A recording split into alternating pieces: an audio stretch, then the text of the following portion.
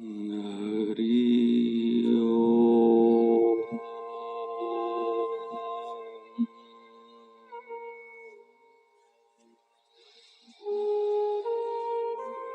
हरि ओम।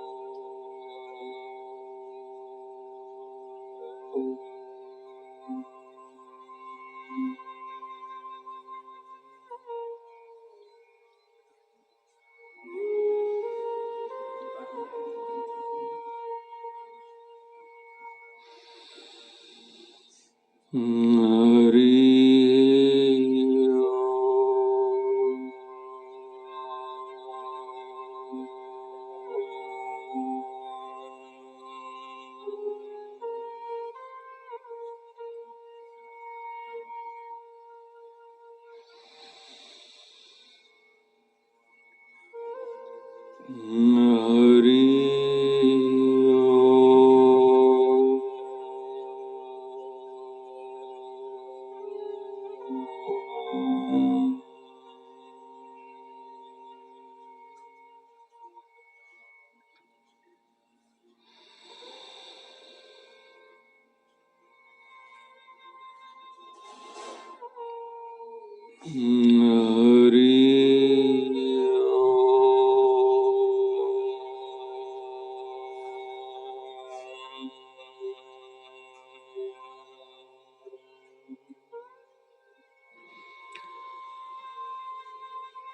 ओम श्री गुरुभ्यो नमः। ओम श्री परम गुरुभ्यो नमः। ओम श्री परात्पर गुरुभ्यो नमः। ओम श्री गुरुमेष्टि गुरुभ्यो नमः। वशिष्ठ जी बोले, हे राम, संसार का बीज अहंकार है। जब अहम भाव होता है तब संसार होता है, पर अहंकार वस्तु कुछ नहीं, भ्रम से सिद्ध हुआ है। जैसे मूर्ख बालक परछाई में पिशाच की कल्पना करता है, पर पिशाच कुछ वस्तु नहीं, उसके भ्रम से होता है, वैसे ही अहंकार कुछ वस्तु नहीं है, स्वरूप के भ्रम से होता है। हे राम, जो वास्तव में कुछ वस्तु नहीं, तो उसके त्यागने में क्या कठिनाई है। तुम में अहंकार वास्तव में नहीं है, तुम केवल शांत रूप चैतन्य मात्र हो। उसमें अहम भाव होना उपाधि है, उससे सुमेरु पर्वत आदि जगत बन जाता है, जो संवेदन रूप है।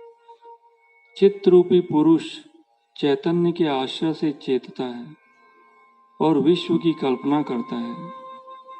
जैसे रस्सी के आश्रय सर्प दिखता है, वैसे ही चैतन्य के आश्रय विश्व और चित्त का उदय होता है। पर यह आत्मा से भिन्न नहीं है। मैं हूँ ऐसा जो अहम भाव है, सो दुख की खान है। सब आपदाएं अहंकार से होती हैं। जब अहंकार नष्ट होगा तब सब दुख भी नष्ट होंगे। हे राम, जैसे सूर्य के आगे बादल होते हैं तो प्रकाश नहीं होता, जब बादल दूर होते हैं तब प्रकाश भासित होता है और कमल प्रफुल्लित होते हैं। वैसे ही आत्मरूपी सूर्य को अहंकार रूपी बादल का आवरण हुआ है। माया के किसी गुण से मिलकर अपने को कुछ मानने को अहंकार कहते हैं। जब अहंकार रूपी बादल नष्ट होगा तब आत्मरूपी सूर्य का प्रकाश होगा और ज्ञानवान रूपी कमल का उस प्रकाश को पाकर बड़े आनंद को प्राप्त होंगे। हे राम, इस अहंकार के नाश का उपाय करो तो तुम्हारे दुख नष्ट हो जाएं। वह कौन काम है जो उपाय करने से सिद्ध नहीं होता। अहंकार के नाश का उपाय करिए तो वह भी नष्ट हो जाता है।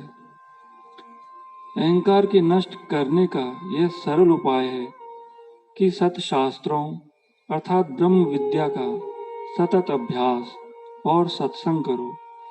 ज्ञान की परस्पर चर्चा करने से अहंकार नष्ट होता है। जैसे पानी भरने की रस्सी से पत्थर की शिला घिस जाती है, वैसे ही ब्रह्म विद्या के अभ्यास से अहंकार नष्ट होता है। बल्कि शिला के घिसने में तो कुछ यत्न भी है, पर अहंकार के त्यागने में कुछ यत्न नहीं। हे राम, सदा अनुभव रूप जो आत्मा है उसका विचार करो। मैं कौन हूँ, इंद्रियां क्या हैं, गुण क्या है और संसार क्या है। ऐसे विचार से समझो कि तुम इनके साक्षीभूत हो। तुम में अहम त्वम कोई नहीं। इससे तुम अहंकार का नाश करो और शुद्ध हो। मेरा भी आशीर्वाद है कि तुम सुखी हो जाओ। जब अहंकार नष्ट होगा तब कलना कोई न फुरेगी, केवल सुषुप्ति की नाई स्थित होगे।